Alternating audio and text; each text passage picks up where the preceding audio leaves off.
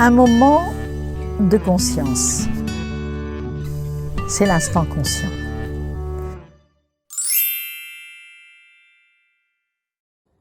Devant ce très beau coucher de soleil qui démarre de ma belle terrasse, je voudrais partager un instant conscient avec vous. Voilà, depuis quelque temps, vous savez qu'il y a eu un changement radical dans ma vie. Je suis passée de 170 mètres carrés à 32 mètres carrés, ce qui m'a amené beaucoup de réflexions. C'est étonnant, à une époque, le développement personnel, j'ai toujours trouvé qu'il y avait quelque chose qui clochait avec ce terme. Et j'aimerais parler de cela. Développement personnel. Il y a quelque chose de comment se développer sur le plan personnel. C'est quoi le plan personnel? Le plan de la personnalité? Le plan de ce qui nous touche? D'ailleurs, dans ce moment où j'étais à fond dans le développement personnel, j'avais ce souci effectivement de me développer, de développer l'abondance chez moi, c'est-à-dire l'abondance de rendez-vous, l'abondance d'argent. D'ailleurs, le nombre de gens en développement personnel qui proposent « je peux vous aider à gagner plus, avoir un chiffre d'affaires en tant que coach exceptionnel ». Donc on est là, on veut tout développer, notre chiffre d'affaires, notre carnet d'adresses. Développer, je me disais, si j'ai un grand cabinet, une grande maison, si j'arrive à développer toutes mes compétences et non pas est-ce que je suis vraiment en développement de talents innés qui ne se développent pas, qui ne font qu'on s'épanouir.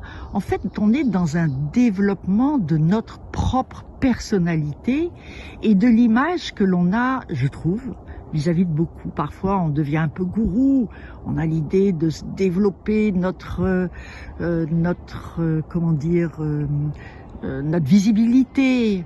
Il y a un développement qui est pas forcément placé là où il devrait. Très certainement parce que j'ai très mal compris à une époque. Mais souvent, je remarque dans le développement personnel, il faut faire attention de quoi parle-t-on exactement. Je dirais plutôt le déploiement. Mais il y a un terme qui me plaît particulièrement depuis quelque temps, depuis mon grand changement radical, et ça a été une prise de conscience, justement, un instant de prise de conscience, où tout d'un coup, un jour, je me suis dit, mais c'est pas le développement, c'est le dépouillement.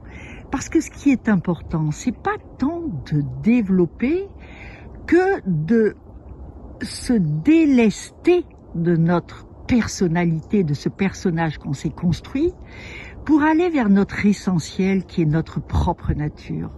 Et quand on est dans notre vraie nature, cette richesse de notre pure et vraie nature, mais on n'a qu'une envie, c'est non pas de se développer, on n'a plus besoin de ça.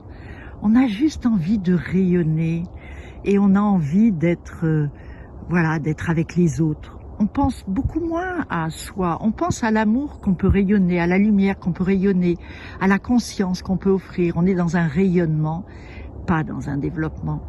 Et je me suis beaucoup dépouillée de matière, en tout cas de matériel.